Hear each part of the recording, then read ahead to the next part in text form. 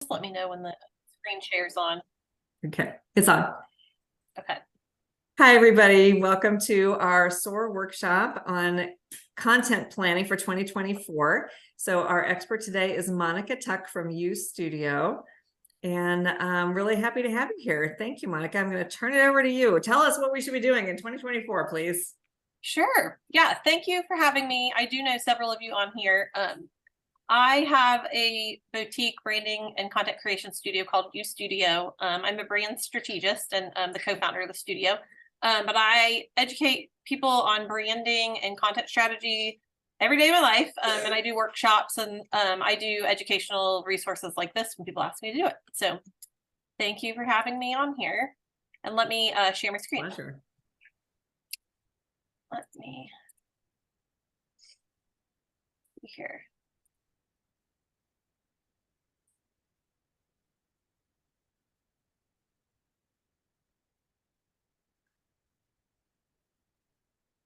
Okay, well, I already introduced myself, so I don't need to do that part. I will tell you, I have had my business for the last 12 years. I've probably served well over 250 small businesses with brand and content strategy. So I'm really passionate about helping startups to scaling business owners. And I really help all of them accelerate their why through brand and content strategy. I'm actually a third generation entrepreneur, and my main passion is helping independent business owners versus larger businesses. It just gives me a real passion to be able to shut down a little bit of the marketing brain in a lot of your businesses. And hopefully today this will give you a little refresh on some of the things you could be focusing on for 2024. So when I'm talking about content strategy, a lot of people come with content and Jill, sorry, you have to hear the whole thing over again. Repeat the last session. A lot of the time people come to me with their content issues, and typically content is the biggest one is social media, what content they should put out there, help with content. They don't have the time, they don't have the resources, all different areas. However, before you can really get into your content, I always like to say going back to your branding, which is your like foundational pieces and your home base, and really taking a quick little refresh of that and audit and review of that before you straight go into your content. Because if your whole website, you haven't refreshed that, it's very unstreamlined with no strategy, you're going to have no strategy for your content when you're talking about voice messaging and putting your messaging out there. So typically when you have a brand and you have not completed a thorough brand strategy, the brand strategy within this is all centered around messaging and the voice messaging alignment. And how you're going to elevate your mission, vision, values, purpose, promise through your brand.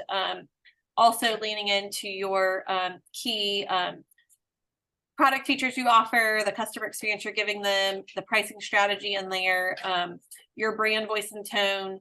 All of these things are aligned in your brand strategy and how you're going to further be able to connect to your audience and sell to your audience based around what you do, but the why behind you do it, and also how you're going to elevate that through your voice. So messaging is a really big thing in your brand strategy. If you did not do the work in this area, I really highly recommend going back and kind of seeing if there's some gaps and holes missing, or if you have some sales issues when you're getting out there with like when people not knowing what you're selling.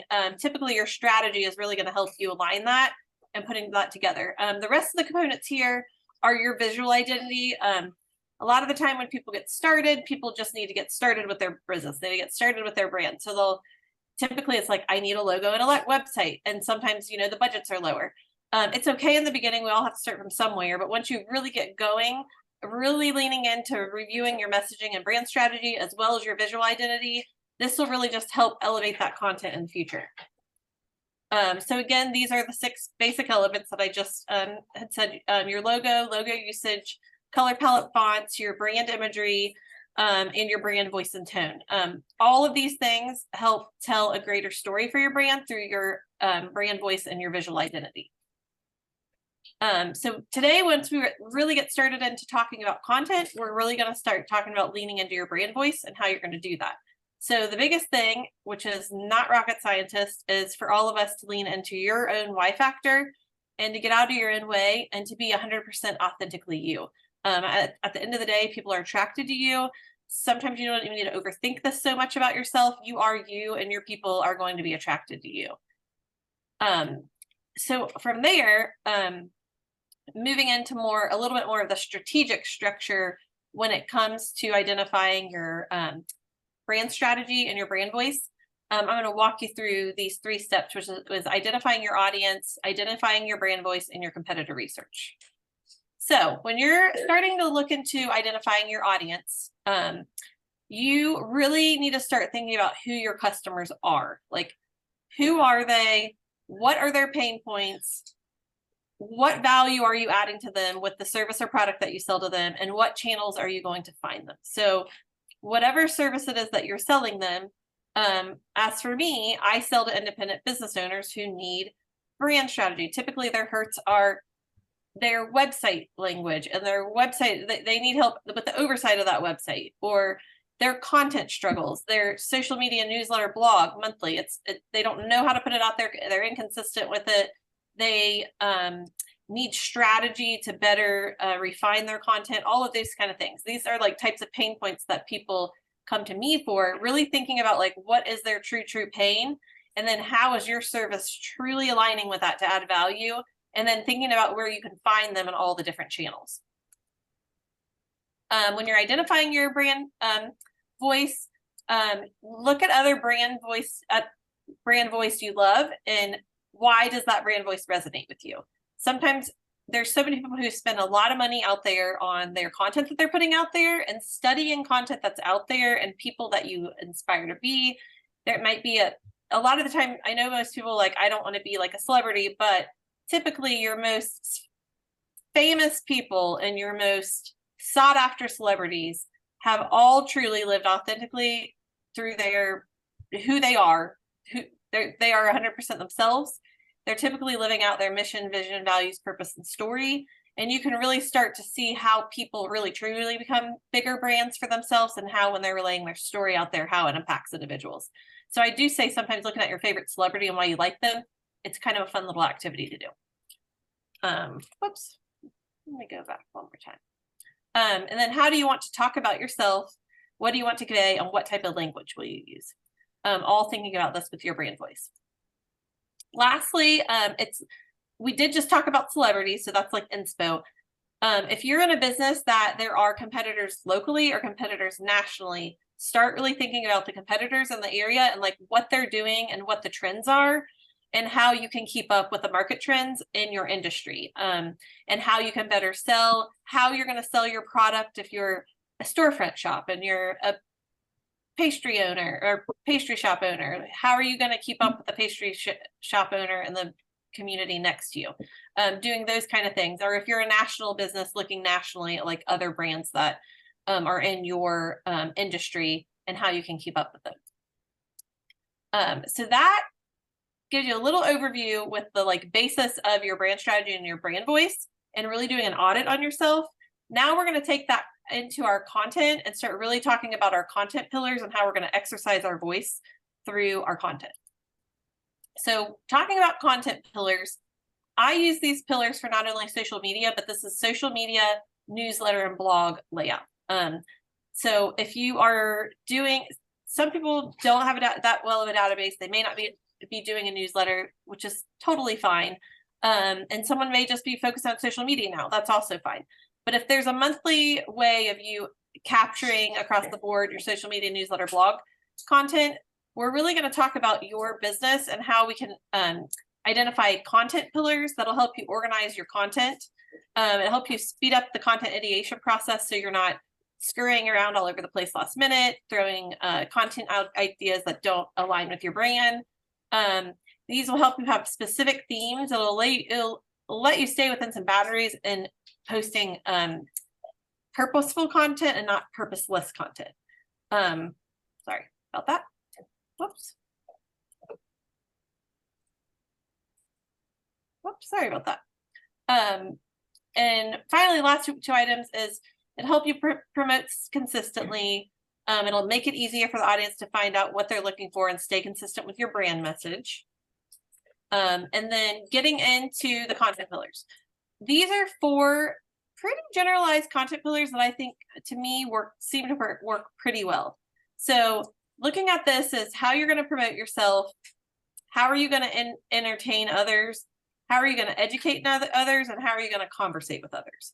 So when you're thinking about these, how are you going to do that? So we're going to walk through each of these buckets and kind of do the breakdown, because you're not going to want to put only promotional content out there and flood people's feeds with just selling yourself. If you get to just only putting entertainment content, people aren't going to know what you're selling. So they're really not going to know how to buy from you if you don't do promotional. Educational is always being a thought leader in your industry and definitely staying on top of your game in your industry and what you do. And then the conversational piece is really starting to generate up conversations within your social media platforms, everything like that based around your industry. So promotional content will remind your followers to choose you. You must stay interested and innovative in showing what you offer. Always differ from the rest of your competitors. So again, this allows people to know what you do. If you're going back and looking at your competitors, seeing how you differentiate from them and how you're putting out your own unique content. Entertainment, this is all like your own unique brand story and like your throwback pictures, your brand stories, behind the scenes of your product or service. Creating these kind of posts on what inspired you to start your business, or the things behind you, or your brand essence of who you are. People are so attracted to that, and you're going to start attracting people who you are uniquely attracted to the same things. And this space really helps you elevate that audience. Educational, again, this is your whole thought leadership area. Like, how are you the expert in your field? How are you doing this when you're putting out content to drive sales to new customers, and also maintaining the ones that you have and letting them know that you're a standout in your field? You can do this through product blogs, carousel posts, videos about your products, and content on key features. Also, the last piece, which a lot of us forget about, answering FAQs and comments that are asked by your audience on different platforms, like within the comments and posts. That becomes one of your most key influential areas to be a thought leader. If you're really answering back and responding to people in a very highly credentialed way that you really know your stuff, that's a really good way where even the what do they call the lurkers that don't even post comments, you have more lurkers looking at these comments than you even have commenters. There are so many people just looking at content every day and not even posting. So that space, don't forget about it. That's a really great area to really stand out. Lastly, conversational. This is more like talking about the problem solution. Yesterday, I know there was the question of what's the difference between conversational and what's the difference between educational. I honestly hadn't been challenged on that question before. I had to sit back and think about it. This is really the space where you're like problem, pain point, solution area, bringing up the problems, like have you had this issue with such and such, like ending it with a question and really getting them to have conversation with you on a current issue or trend. This is how you stir up conversations to get people really going when you're creating content, like ending with this closing statement of a question to get people to interact with you. Lastly, so after we've gone all through this, the next part we're talking about is how are you going to create a content execution plan? Who's going to manage this plan, and what other creative assets or partners will you need to execute it? So if we're all small business owners, when it comes to our content, there's a few areas. One, we're just getting started. We are on very low budgets and we can't afford for anybody else to do anything but ourselves. So when we're doing that, planning ahead for yourself to be able to do this is going to make your life a lot easier, and put together a little better strategy to get you going in 2024. If you gotten to the point where you have been doing it for a while and you're like, I'm not the best at it, but I really don't have money to pay for it, leaning into someone to build you a strategy with a content plan, content strategy, your content pillars, building out your content topics can help you make your life easier too, to give you a roadmap to do it. If you just had someone else do that. Lastly, the third area is, okay, you are in the business, you've been doing it for a while, you are an expert at Jackie here on the screen, interior designer. Is she an expert at creating content for herself? No, she's to the point of delegation. So I walked you through, I have some worksheets that I shared, if everyone wanted to bring those up. Well, one, And the link is in the chat for anybody who didn't see that. The link to those worksheets is in the chat. so Jill had asked if I would bring up some content and to kind of study it. So I am going to bring up Jackie, my client of the example, and we're kind of going to walk through her content that we're putting out there for her, and really talk about what type of content this is when it comes between the four pillars. So here, when looking at this, this is more of a promotional post. We're talking about a bathroom. We're talking about how they showed it in their portfolio, and really talking about how their process could help their dream space come to life. So when looking at this and really capturing this as like, and how they could get a quick inquiry form to then be sent to Jackie for her to then respond back to them to talk about the future project they have. Anyone want to take a guess at what this one is? Education. Correct. Yes. So this is talking about all the design tips here.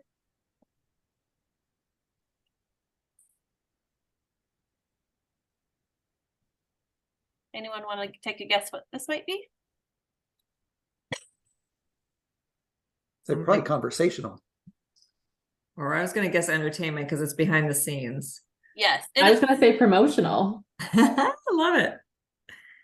Which your content can cross pillar, like, and it's fun to do that too. So it's fine. It's kind of just playing around with it and like thinking, okay, how am I promoting myself? How am I doing that in an entertainment way? How could I promote conversation?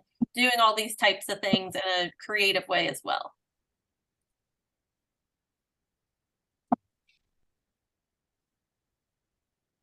What do we think about this?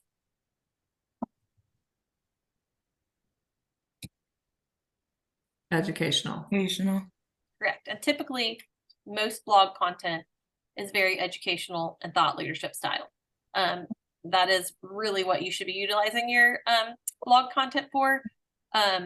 So typically the blog content that you're putting together, you need it to be very thought leadership style, but also on the second hand of on the other side of things, if you are a business that, like I was saying, has competitors locally or competitors nationally, I highly recommend that you put an SEO project into your website and get SEO research for keyword search to then elevate your blogs, because then that is only going to help drive you up in SEO as well when people are searching for current topics and questions and prompts in your industry, because then certain things like this can pop up, and in Cincinnati, Jackie Barnes Design can pop up as being a top interior designer in the city. So that's just a couple scenarios I wanted to show. Jill had wanted me here. Oh, sorry. Stop sharing my screen for a second. And then I can bring the worksheets up. So does anyone have any questions so far? Or anything that they'd like to? Those examples were great. Thank you for sharing that. That was fun to get like a little insider's view of what you do for one of your clients. Oh yeah, no, not a problem at all. Okay, so I'm going to hop on over to the worksheets. And these are I like to do everything that's on like 5-year-old range for people, because why be complicated when you don't have to?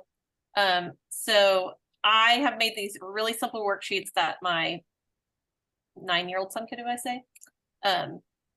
So I'm going to share these with you.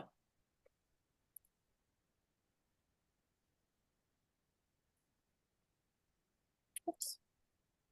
Screen. Okay. All right. So everyone should have these. And again, these are very simplistic. I've put together, based upon the presentation that I just did, just some worksheets that'll get you brainstorming and help you start aligning going into 2024 and help you plan. It is now, what's today's date? November. Eighth. So ready, set, go. We have until January 1st to have this all done and ready. And then, but you have to have this done and ready because this is your planning before you write it. So you have to think about planning it, having the topic prompts for your blogs, your social media, your newsletters, but then also give yourself your writing and creation time, whether it's creating graphics in Canva or your copywriting. So here is a worksheet with all 4 of the content pillars. I thought this was a really good space for all of you to kind of just brainstorm some ideas about your brand and what you think could be promotional within your brand. So this is just a real brainstorm sheet just to kind of make you think about it and just kind of some framework to get started, and just thinking forward. So moving into 2024. So again, when you're planning content, we're talking about this content management system you're putting in place for yourself. You're putting together a plan. You're really leaning into what topics you're going to. You're looking at the 12-month calendar, but then you're taking that calendar, taking it into quarters, taking those quarters down into months, and then planning those months into themes. So when we're talking about blogs in your brand, let's think about like, okay, let's chunk out our year in quarters. Okay, within these quarters, what do we need to accomplish? Over the course of the year, we need to accomplish this, but in these quarters, we need to accomplish this to get to this. How then do we take into our monthly themes to reach our quarterly goals, to then reach our year goals for what you're trying to accomplish with your brand? So that's how I like to say, like, even with putting content out there, blog content, how are you educating people? How are you becoming a thought leader? And really leaning into keyword research if you are a locally searched brand or a nationally searched brand, and really elevating these topics within your blogs here. So there's 12 columns here, or 12 rows, and these are a great space for you to really start brainstorming your blog titles. We discussed in the last one, even just going on Google search and like putting a common topic that you think of and like looking what pops up first in Google and like who all's popping up when they're searching what that you think that would be searching for your brand. And you can kind of cross compare and kind of get some ideas of how you would do your blog titles or write content centered around your brand here. Again, since we're doing this planning, your newsletter should also monthly reflect your blog, because you're going to then link that blog into this newsletter. So we're making sure our themes for the quarters and then for the months are all very well planned out and strategically thought out for what you're trying to accomplish. And then linking your blog into this newsletter will just help you get the content out there, as well as taking those blogs and sharing them out on your social media as well to get an audiences there. So there's 12 here with the topics and themes for how you want to title your newsletters for each month. So Monica, do you recommend monthly blog posts or weekly, or like what's your cadence? So capacity. It's capacity. You have to think of that. What's your own capacity? And then if you don't have the capacity, you're going to be contracting that out. So what's your budget? So capacity and budget. Really, obviously, the more content you're putting out there, the more you're going to drive you up the search, all those kind of things. But you really have to think about capacity. I like to say 1 blog a month, unless you have capacity to do more than that. Okay, but do 1 a month. Don't like shoot yourself in the foot. Like I need to do 2 a month. That's pretty aggressive when you're not like a content writer every day or a content creator every day. Love it. Thank you. Mm-hmm. And then here, so after you've done all that brainstorming with pillars, I put 12 worksheets for you to structure social media topic prompts for you to post. So in here, for you to really align like your promotional, your pillars across the board, and then also start really fine tuning based on the themes of the months and the quarters and everything that we just said of what your social media prompts would be. And just put this here. The more you have this all planned, the more you have your blog titles out, your newsletters framework of what that's going to be, and these social prompts. This is like the roadmap to make your life so much easier. So you're not just throwing stuff out there. So I like to say, just fill this in, get going, like really thinking about it and get it done at least the first few months of the year, just to get it out, to get things set up. Usually if you could have quarterly stuff done, it'll really make your life easier. And then just keep moving forward with all your topics from there. So we'll just have up to the 12 months of all the sheets that you can fill in there. And from there, if you guys have any questions, you can follow me on LinkedIn. That's the best place to find me. If you ever want to schedule a virtual coffee, I will do virtual coffees any day during the week between like 9 and 3. And then I also will meet people locally if you ever want to meet at a coffee shop or for happy hour if I don't have my kids. Happy hours are fun. And then you can look at my website at all the nice services that I offer. So that is it for my presentation for the day. Super helpful. Who's got questions? Who's planning out who wants to start planning out their 2024 content before the end of this year? So I felt like this was really beneficial. I'm also doing the Nitro program on the 18th. Good. And they go over Canva and Wix and all of that. So this is something I'm really going to hit hard coming up into the new year because I have my wardrobe launch coming up. And I feel like, really getting out content of what I have in my closet is really important.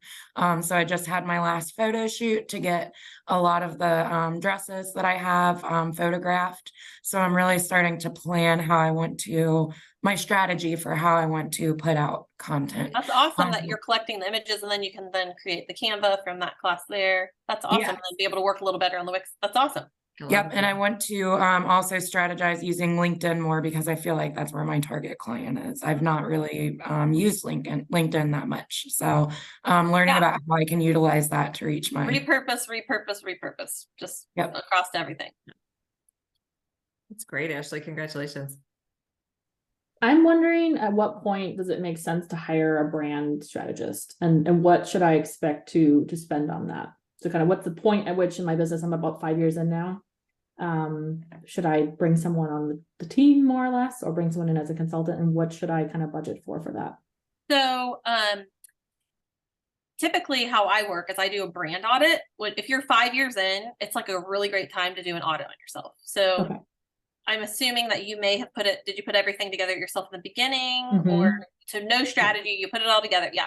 So you're at a point now where you're growing, you're scaling, your things could have shifts, your services might have changed, but also you really have a handle on how your customer experiences are with your services too. And that's really important with streamlining your language. Because like if you can guide people to your website and then really lean into what you do simplistically, and then if you in the beginning, get your mission, vision, values, purpose, brand promise down, because those help you stay within like really the boundaries of your brand and what your mission is and the direction you go, and that really builds out of your language. So it's like that space. And then also your product. I say it all the time, your product features, your customer experience, and your pricing strategy, because that language is so important to guide people on a journey. Like you're guiding them on a journey through what you do. And so also you kind of know what you do, but have you streamline that through copywriting on your website, and have you put a strategy that so your customers like, oh, this is such an easy process and this is how she does it.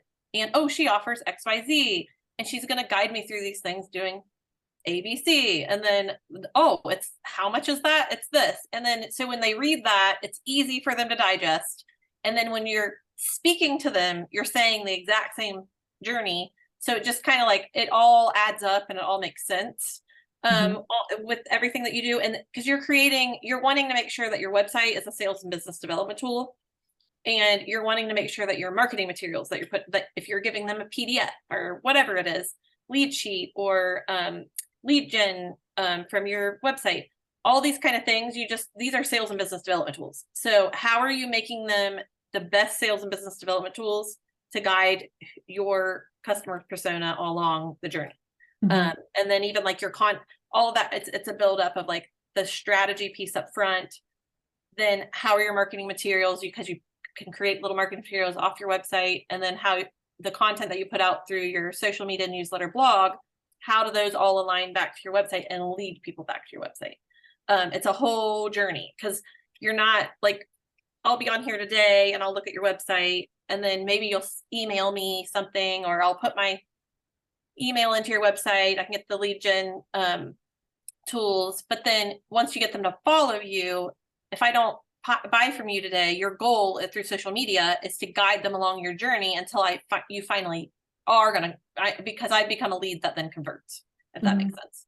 So my process is my brand strategy package it's a $2,500 package, and it's a 4-week. I do workshops, so they're brand strategy workshops, and we really workshop this all out down to the basis of your brand strategy, and everything that I just said with the strategy.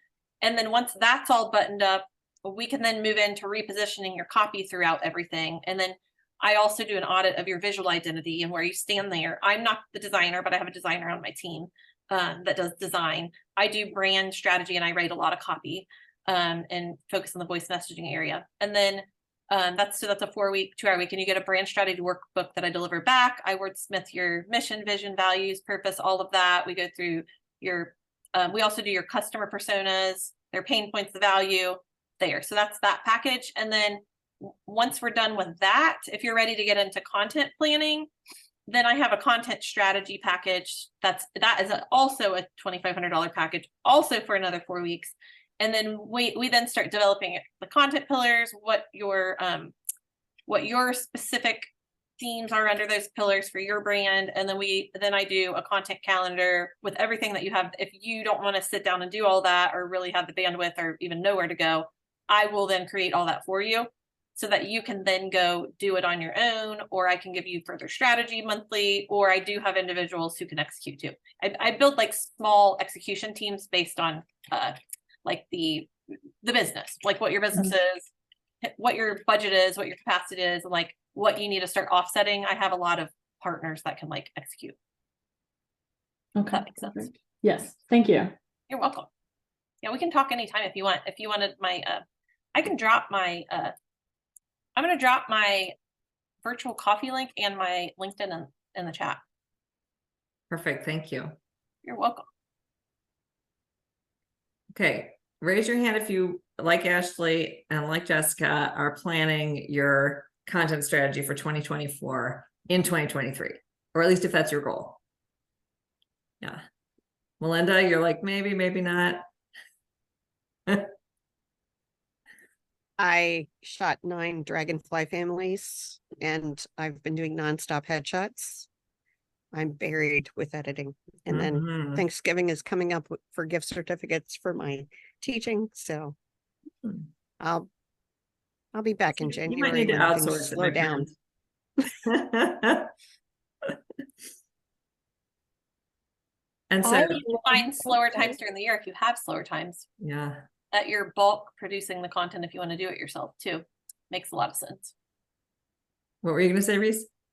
I was gonna say, I just love the content pillars because my problem with Blue North, I feel like everything we post is promotional.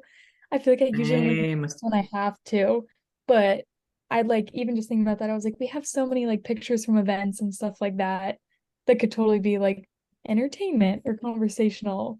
Because I've been trying to make the social media like more intentional, but the pillars just made so much sense on how to actually do that. That's awesome. I'm glad you got something out of it. I forget when I was down at a Blue North event, which presentation, did I do the same presentation or a different one? I can't. I feel like it was different. It was, yeah, looked I added different I at think it was just the beginning. brand strategy. Yeah. Yes. Well, everybody, thank you so much for joining us today. And thank you, Monica. This has been so great. And as always, you're a gem and you're just so generous with your brain. We really appreciate it. Not a problem at all. Yes. Time. Glad to help out. Yes, thank you. Thank You're you. welcome. Thank you, everybody. Thanks. We'll see you again soon, I hope. Thanks. All of you have a good day. Thank Good night, you. or I should say evening. Bye. Thank you Bye. again.